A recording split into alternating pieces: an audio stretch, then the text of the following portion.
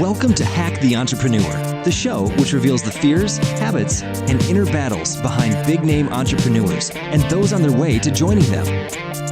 Now here is your host, John Naster. Are you running an e-commerce business, being crushed under holiday volumes, and feel like you're in over your head?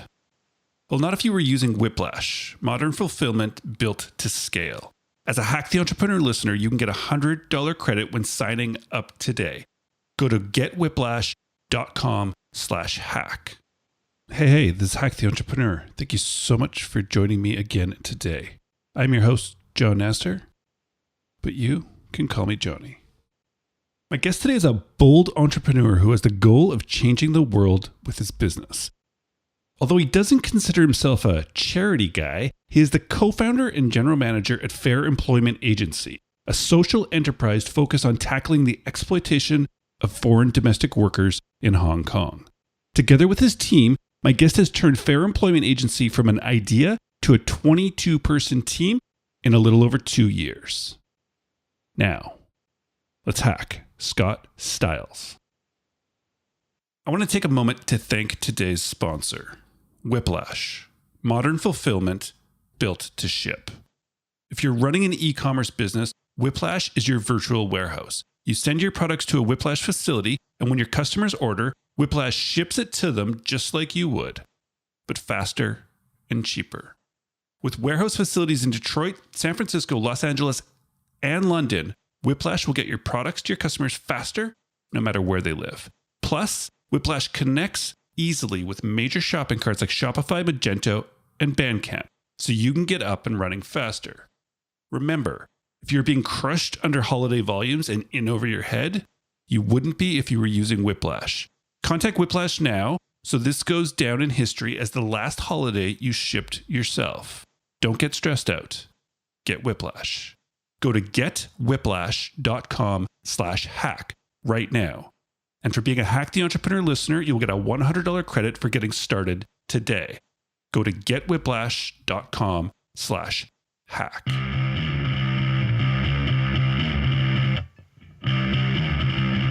We are back with another episode of Hack the Entrepreneur. And today we have a very, very special guest, Scott. Welcome to the show. Thanks for having me. Absolutely my pleasure. I believe this is going to be a lot of fun. So maybe we should just jump into it. Scott, as an entrepreneur, can you tell me what is the one thing that you do that you feel has been the biggest contributor to your successes so far? For me, I would say it's probably that I work in a nonprofit world, in a nonprofit setting, try to solve social problems. And I think a lot of times when people are working in this type of industry, the desire is to focus on the problem. And the desire is always to focus on convincing people that there's a problem. And instead, we've really just locked in and focused on solutions. And when you do that, people get excited about what you're doing. And so I think that, the biggest thing that we've done that kind of sets us apart from a lot of other groups is we don't spend hours explaining a problem to people to try to convince them to be on our side. Instead, we explain the problem. And then from there, we really get excited about explaining our solution and focusing on our solution. Wow. I love that. That's a completely different approach. What brought you? Did you enter, like when you started 2 years ago or just over 2 years ago, did you start with this in mind? Or is this something you had to evolve, realizing that, okay, we shouldn't focus on the problem? The big thing is that I never have thought of myself as like a charity or a nonprofit guy. I've always viewed myself as an entrepreneur. And so when you're in this type of, an entrepreneur needs to focus on solutions, whereas a lot of the nonprofit groups, their focus is on convincing people that the problem exists so that they can raise money, they can get donations, or they can get volunteers. But for me, I would rather, we're best off focusing on our solution to this big world problem. And when you do that, you're going to have those people who want to donate and those people who want to contribute and create success with you, they're going to be there and they're going to be a lot more excited about it. And so for me, I think it comes from more just having more of a business understanding and a business focus that allows me to think that way and encourages me to kind of lean that way. Interesting. And also really interesting that you are not a charity guy and not like a nonprofit. Like you see yourself as an entrepreneur, yet this big endeavor you've taken is for charity. Like it's not for profit, right? Yeah. What brought that on, and like what were the sort of hurdles, like mental hurdles you had to overcome that this was sort of the direction you should go rather than just create a full-on just business? So what happened is I came out to Hong Kong on an internship before my final year at university. And I saw this problem with these migrant domestic workers. And they're basically like maids or nannies that come from the Philippines and Indonesia. And they come to Hong Kong to work and earn money to send back to support their families. And so it can be a great opportunity for them. But there was constant cases of abuse and mistreatment of these workers. And they're being taken advantage of by the system. And what happens is the agencies who find them work are putting them in debt. And so they're charging them huge fees just for the opportunity to come work in Hong Kong 6 days a week for $500 a month US. And so it's just kind of one of these problems. It made me mad when I saw it, because this debt bondage that was being created made it so these people, they weren't receiving the value that they were creating. And I think, growing up in the US, and I always kind of had that, people get themselves up by their bootstraps mentality. But this was a system that was just broken. and these were people who, by all measures, were doing everything that we tell people to be doing. They were working their tails off. They were trying to better their families' education. They were taking risk. They were moving to a new country to pursue more opportunity. So these people are what you and I would consider heroes, right? They're trying to do these things, but there was a system in place, or there still is, where they're paying so much money to get a job that they're debt bonded and they're slaves. And so when I saw the problem, what made me excited about it was that there was a business solution.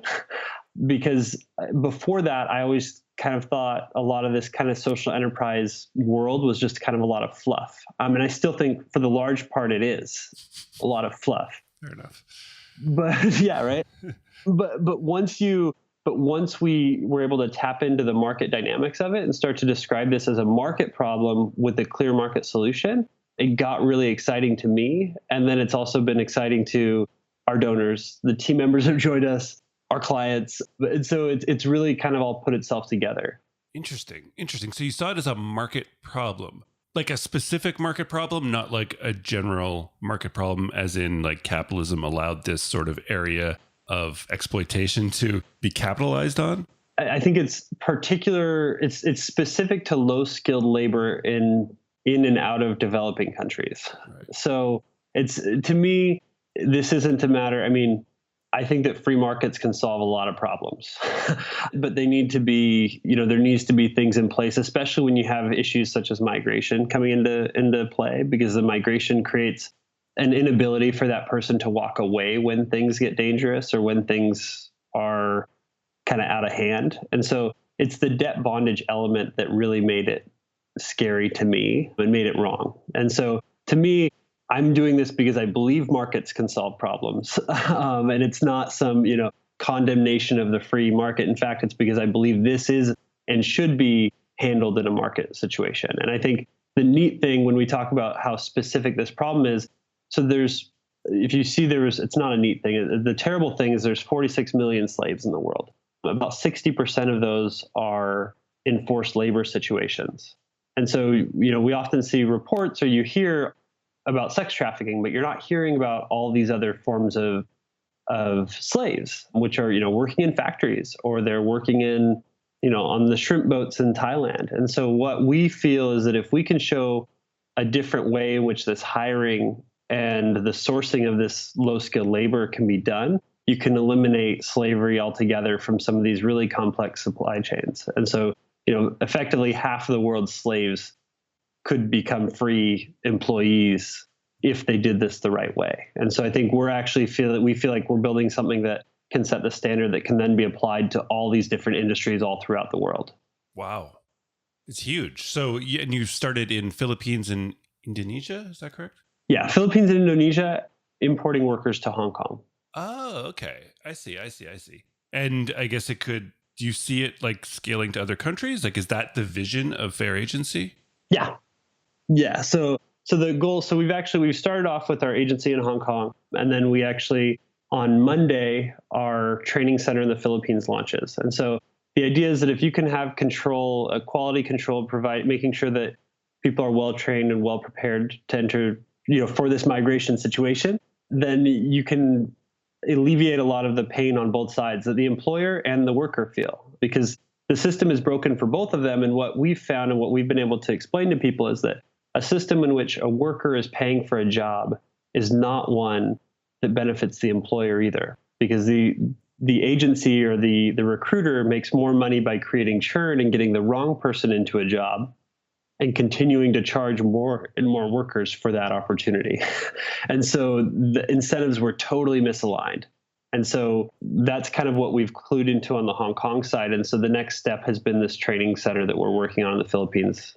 And then from there, it's going to be, do you look at going to factories in Taiwan, or do you look at doing hospitality in Singapore, or do you look at doing shrimp boats in Thailand? And so those are opportunities that we're going to be working with corporates to figure out which areas they will finance to solve quickest and where the opportunity is. But the neat thing about this solution is that actually we're working right now in the most difficult industry because they're domestic workers, so they're maids and nannies.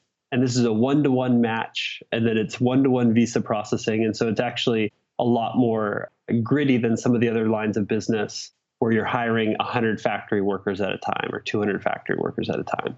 So why did you go to the hardest part of the market first? Because it has the lowest barriers of entry. Okay. So if we could come in and get clients, and this is a very broken market that the employers were also dissatisfied with. A lot of them didn't know why they were dissatisfied, but they were, upset and annoyed by this problem, and they felt like they were getting a raw deal as well. And so it was a completely broken market. And so we were able to come in very quickly and start to take it. Now that we have this sort of track record, now we can look to some of these other bigger companies and bigger opportunities that we can then build our business off those as we grow. So, the domestic workers will always be a piece of what we do, but I don't see that as being the end game for a fair employment agency. Right. They were the lowest barrier to entry right now. Yep. So I believe you said it was Hong Kong where you first went to, and you saw this problem, you got angered by this problem. How long did it take you from that initial anger to actually starting the agency? So I was at university for a year, and that took 1 year, but I wrote up a business plan, and that's where people said that they would fund us from that business plan, which is crazy because I reread it the other day and it's not that good. Fair enough.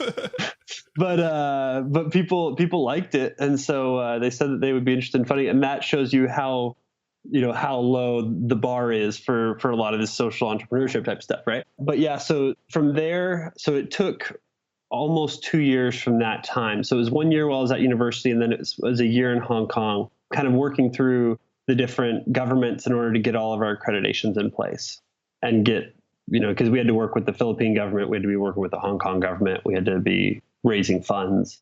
And so it took us about a year to get that going. But once that's going, that's when we were able to just kind of turn the key and go full speed.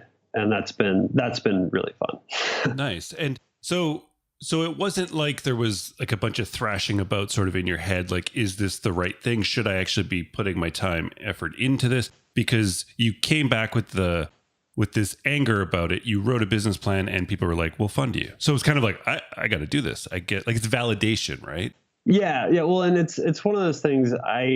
The only time I had some good opportunities right before I was graduating, and I was talking to my wife, and I had I thought it was a pretty ideal situation. I went to university in Hawaii. It was an opportunity to stay in Hawaii with a good job. And I got this offer and turned over to my wife and said, hey, what do you think? We could stay in Hawaii. And she was just like, well, weren't we going to go help, the Filipino workers in Hong Kong? I was like, ha ha ha. So yeah, so I would say there was about 15 minutes where it was up in the air. But other than that, my co-founder even, made fun of me about how I locked into this, and it was like, this is what we're going to do. Because to me, it's so clear that we can genuinely change the world. There's a clear path that is we can help millions of people who are slaves right now not be slaves in 10 or 15 years. And if you turn down that type of opportunity, I just don't think that's right. Like I just think that would be a pretty selfish decision. Yeah. I think once you've realized that, right, that would be a hard thing to be like, but we could really sell a lot of sneakers or something. I think we can make a lot more money faster doing this.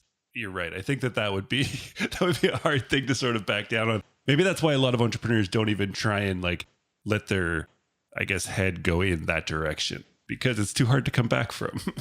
Yeah, no. And I do think there's the thing is that most entrepreneurs that I know, they get their value out of building something. It's, like that payday in the end is good. And everybody wants that. But I've never heard anybody say, oh, I'm happy now because I have a lot of money. Right. And so it's the ability to build something and create is a really gratifying process. And so I think that, to me, social business and social entrepreneurship, the problem is that we haven't been explaining that to people. We've been telling people that they'll feel warm and fuzzy if they do something, when feeling warm and fuzzy isn't a good enough payoff to turn down a lot of money, right? But feeling like you genuinely built something that's meaningful and built something that can change people's lives, that's exciting, right? And it changes the whole market, right? Like, we want to change markets. Like, that's what's exciting for a lot of us entrepreneurs. And so the ability to do that is what we need to be communicating to people that are interested in these ideas, not, oh, you'll feel warm and fuzzy and, your grandma will tell you that she's so proud of you, right? Like, that's not what it's about. Exactly. Which, I mean, maybe that goes back to the whole thing you said at the beginning, the whole focus on the solution, not the problem, and how you consider yourself like at the foundation, an entrepreneur, not part of that scene. But I think that's how it's all sold, right? And that's probably why you have 22 people on your team now, because you're not selling the warm and fuzzy, you're selling changing the world, which is massive. Yeah. Yeah. One of the best compliments I got was from a lady who does communications for a big bank. And she said, what I like about talking with you is that you're not emotive. You're not trying to make me feel bad. You're not trying to make me feel sad. You're just trying to make me understand how simple your solution is. I was like, yes, that is it. And that's what we're going for, is that this solution can totally work and it is going to solve these problems.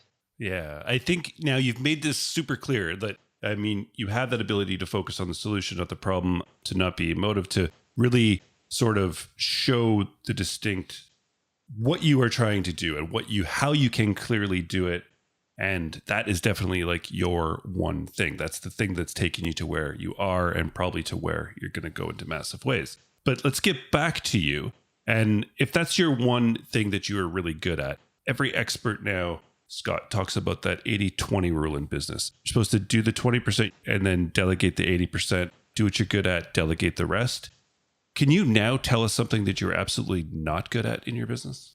Yeah, I'm terrible at basic organizational tasks. Whoa. I like when it comes to scheduling things and getting, making sure that all of my, making sure that I have this document for this meeting, or making sure that payments are made, or tracking down, it's not that I can't do them. It's that they'll take me 10 times longer than they should. And so that's the good thing has been, you can delegate most of those things. And so I can put things together as far as getting the organization to be organized. I can point out big picture things and how we can operate better. But when it comes to making sure that my schedule is all lined up, not necessarily, I'm not the best at that. And so I'm always, including other people to kind of manage my schedule for me. And when I've done that, it's been a huge shift, and a big burden and stress has been relieved off of me by making that shift. And I think it's a really common thing for entrepreneurs, is that we want to be moving things forward. And some of these other tasks they're annoying, but they're also they can take up a lot of space in your mind when you're trying to remember what your next meeting is. Whereas you can have somebody that's scheduling all those things for you all the time and kind of making sure that you're prepared for every meeting. Yeah. Yeah. I think it is something that's common within us. And were you aware of this part of yourself going into starting? Oh, 100%. Yeah. So this was something that you that didn't come back to kind of bite you in the ass 6 months into it, and I got to put somebody in place to do this for me because I can't do it. No. So my two co-founders, one of them is a lawyer who is a professor of ethics at the business school at HKU. and then Hong Kong University. And then the other one, she was a CPA who is very, very detail oriented. And like, she is excellent at all of these kind of administrative things. And so it was really a good fit for all of us because it allowed me to kind of go out and build and her to get us all organized. And if we hadn't have had her to organize us, it wouldn't have worked. And she's moved to Canada at this point in time. But yeah, if we wouldn't have been a team, it wouldn't have worked. And so I think that, I realized that within the first few days of getting going, and I knew that about myself going in. And is that why you sought out co-founders? Yeah. Yeah. And then it was literally just, you don't want two other people the same as you because it's not going to work. Well, and it's just worthless. I think everybody needs to be bringing something different. And so it doesn't mean that everybody's job is equally important. They're just going to have importance at different stages in the business, right? So when we were starting, we needed her organizational skills more than we needed my sales skills. And then, after we got things kind of in a row, then it was my sales skills, and then it went over to kind of bigger picture things. And so we've all had different pieces where we've been really important, and we're all still important, but everybody kind of has their own specialties. Right. Were the co-founders written into your business plan? So one of them, yes. And then the other one, she actually saw it with the first batch of when I sent out that business plan, she saw it and said, I'm interested in being involved with this. Oh, wow. And so she saw that and said, I'm interested in being involved. And then I think she had no idea how involved she would actually be. And so I think that was kind of our first big success as far as getting her involved. And then the neat thing has been from there, a few months after we got started, we then had a lady, she was the CEO of Grameen Foundation Asia, Grameen is the bank set up by Muhammad Yunus, who won the Nobel Prize for microfinance. And so she ran Asia for their foundation, setting up these microfinance organizations all over Asia. And so she is a big deal. And she actually joined us to work with us for free after about 3 or 4 months in, because she just said the vision, like what this can actually do is pretty unusual. And so that's been neat because we've just been able to kind of attract more talent by everybody kind of focusing on their strengths and leaving each other alone with our weaknesses. Wow. Yeah. The Grameen Bank. It's been a while since I've even heard that. That was, you said Muhammad Yunus? Yeah. Yeah. Did he write The End of Poverty? Was that what was his? So he's written several, Banker to the Poor. Yes. That's what it is. Yeah. So, and she was the CEO of the foundation that they started, which went and taught other people how to follow that model. Oh, wow. And so she had a big job, and she took a year off, and then she worked for a for-profit company for a little bit, and then joined us because she just said, there's nothing like this. There's no opportunity to genuinely change the world like this. There's not very many out there in the world. So it's been really, her name's Jennifer Meehan. She's been kind of transformative for us. And so I'd say one of our strengths has just been when we get talented people, we make them part of the team. And, the staff that we have really talented people that are working really, really hard. And a lot of them start as volunteers because they just say, hey, I believe in this. And then, they work with us volunteer for a month. And then we say, hey, why don't you come join us? And it's been really cool to see people kind of buying into our mission even before they join our company. Yeah, I love it. Okay, let's move into projects. In passing, during this conversation, you mentioned a new training center in the Philippines. So we can use that if you want. But going from you and 2 co-founders to now, just over 2 years later, 22 full-time staff, I'm sure that there's thousands of ideas and thousands of projects you guys want to take on, and you as sort of heading it up. But I would love to know what the process is for you, and whether it's a written process that you or somebody else on your team writes out, or if it's an internal gut process still where you're looking for that anger that you want to solve. But what is the process you go through today to decide when a new project is worth now yours and your team's time, energy, and resources? So that has been something that's changed a lot over the last probably 9 months. In the last year, we've gotten on so our whole business is run off the Salesforce platform. We're using Qualtrics to do follow-up to make sure we're getting the best information we can from our employers. And so we actually, for a company our size and at our point, we have a ton of data. And so, a year ago it was based on gut, but now we're able to actually just look at the data. And so we actually did this process just a couple months ago where we said, we have this client base, this type of client that we're not serving as well as we would like to. How can, and well, the first question was, why aren't we getting these placements where we have these opportunities that we're not closing? And then we're able to look in the data and figure out what that type of person is that we're not closing and how we can help close those deals was what came out of it. And so the key for us has always been, will it grow the business in Hong Kong and will it hurt us in other places, right? So if we were to open up tomorrow an agency in Singapore, our business in Hong Kong would suffer. And so until we have our business in Hong Kong at a point where we can have 2-3 people walk away from it, then we're really not at a point where we can grow into other jurisdictions. The idea for the training center was because we see this huge need for first-time workers that are just not being prepared. And there's actually a pent-up demand for those placements on the agency side as well. So it's kind of a mutually beneficial thing there where it's going to help our agency and it's going to help our mission. And so we had to kind of pursue that more quickly. But we have so many opportunities. I've had agencies in Singapore, I've had agencies in the Middle East, I've had agencies in Taiwan, all of them interested in us taking them over or us, coming in and them, us creating a franchise. And we're just not at that point yet. And so in general, we just kind of lead with no, and then we start to kind of work through the thoughts of it. But the problem is you can take on so many projects that you'll never be able to execute any of them. And so we'd rather just be awesome at everything that we do.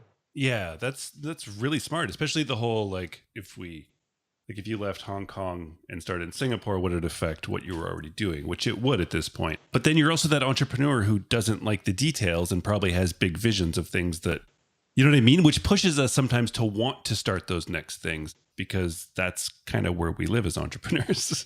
See, and the funny thing is that I like the details of the business. I don't like the details of email. Fair enough. Like, when it comes to the details of the business, I love it. I'm a psycho with that. I love it. Working out the Salesforce, what that was going to be and how that was going to work for us and how all of our communications are with our clients. That stuff I love because that's, in order to be successful, you have to just know that frontwards and backwards and be the best at that. And so I actually enjoy that. It's literally the scheduling appointments and making sure that I have the right documents to turn into a government agency when I need to get those done that I really am not good at. And so, okay, fair enough. So but the problem is that I have this big goal, but what I tell people is that we need to not fail. The second we start to fail at anything we do, we're going to discredit ourselves in what we can and everything that we're trying to build. So if we go try to set up an agency in Singapore and it fails, we have done a disservice to all the people that we're trying to serve, because then from then on, everybody, if we were to try or somebody else tries to go do the same thing in Singapore, people are going to say, well, what about that agency that tried to do it before that failed? Right. And so we will have hurt more people than we helped if we don't do it the right way. And so the execution is the biggest focus for us, because if you don't execute on it, you've actually hurt those people because you've pushed years back as far as the progress that should be created. Beyond your own agency. Yeah, because exactly. I love that.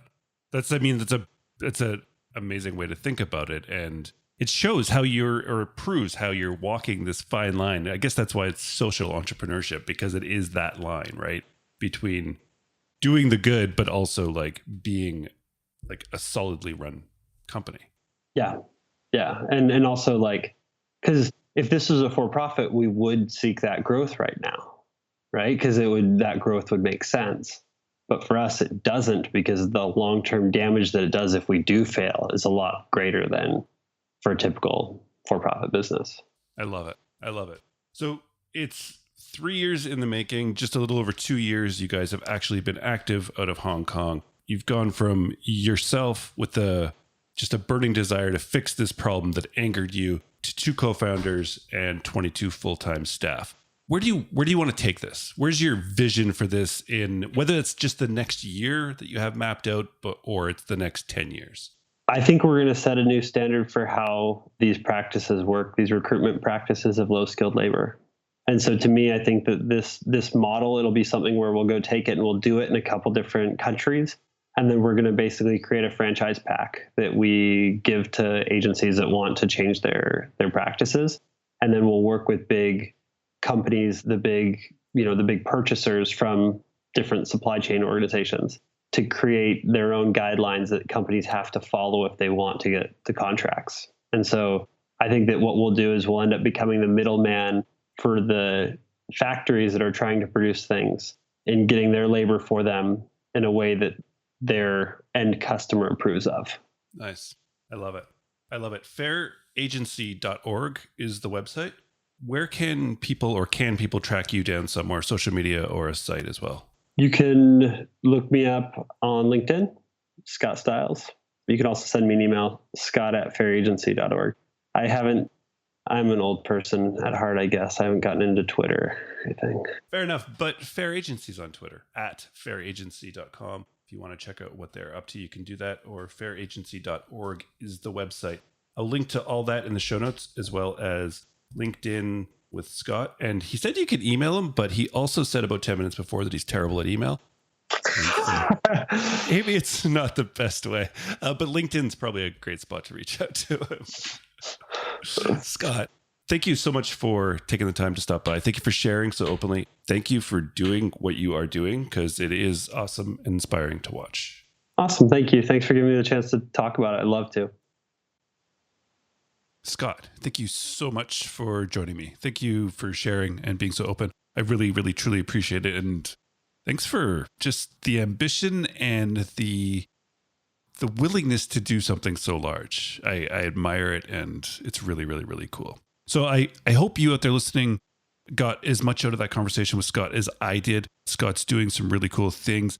He's showing how you can travel, see something that just bothers you so much, and then rather than ignore it, make it different, change it, to be the good you want to see, and create a business around it. And a business, like he says, how he's not the charity guy and he doesn't want to be just a charitable organization. It has to for certain reasons, but he's thinking about it. And if he can tackle it in an economically sustainable way, then this will become beneficial for not only the people he's helping, but also the businesses that he gets to work with. It's really, really, it was a cool conversation. I really, really enjoyed it. So it was fun to go through, but now we've reached the point in the show where I need to go back.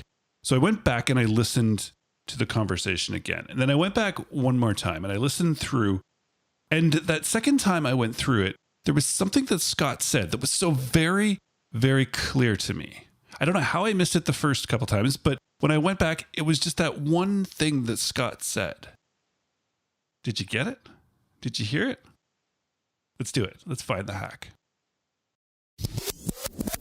Everybody needs to be bringing something different. And so it doesn't mean that everybody's job is equally important. They're just going to have importance at different stages in the business, right? So when we were starting, we needed her organizational skills more than we needed my sales skills. And then, after we got things kind of in a row, then it was my sales skills, and then it went over to kind of bigger picture things. And so we've all had different pieces where we've been really important. And that's the hack. Scott. I love this. I've been a huge proponent of having co-founders, having partners in your businesses, because I honestly believe that it's really, really hard for any one of us to have all the skills necessary to create a business from an idea to a viable business and then scale it. I think that you need other people with different skill sets to really sort of expedite and speed up that process, and not even speed it up, but make it so that it actually can work and be viable. And so I love this with Scott, because he brought on co-founders that were completely different than him, which you absolutely have to do. Don't bring on people that are like you and do have the same skill sets as you, because then you're not getting the value of having that co-founder. But I love how he says everybody brings something different, and these things sort of change, right? So the organization from his co-founder was super essential at the beginning, and then his sales portion and his sales skills became really, really important once the organization was set up, but he couldn't have set up that organization. Then from sales, it went to the big picture. It's really cool the way he sees this. And it's like everybody isn't sort of the key component or key founder at all or co-founder at all times of the business. And that's kind of, if you can picture it like this and moving as it's a fluid object, like it's fluid, this business, right? They move, they grow as things happen and as markets change and as you evolve as a company. So this is a really cool thing to know. Everybody doesn't have to be equal at all times because everybody needs to be bringing something different. And they've all had different pieces where they've been really important. Brilliant way of looking at it. I really, really, truly appreciate it. Thanks, Scott. All right. HackTheEntrepreneur.com is the website. Get over there, get onto the mailing list. And yeah, it's a good place to be. If you have, say 2 minutes and you want to help the show, it'll be awesome. It'll help us in iTunes, helps us get better guests for you, all those things, HackTheEntrepreneur.com/iTunes will take you straight there on your phone. And if you're on an Android, you can go HackTheEntrepreneur/review and it will take you right to Google Play. And it's just straight to the review page. Super easy. Leave an honest review, rating, all those things help. Seriously, 2 minutes. All right. It's been a lot of fun. I would love to hear. The episode before this was another Going Deep. That's the third one in the series. And I'd love to hear what you guys think. Let me know if I should keep doing them or not. I do have one more that's going to be coming out next week from a super special guest, an author of a book. He wrote this book almost 40 years ago. And it's the most talked about book ever on this show, I believe. And it's one that kind of transformed my thinking on business a long, long time ago when I read it for the first time. So I'm looking forward to that. That will be on Monday's episode. But yeah, I'd love to hear from you. John at Hack the Entrepreneur is my email. Drop me a note. Yeah. All right. It's been fun. Take care. Thanks for stopping by. And please, until next time, keep hacking the entrepreneur.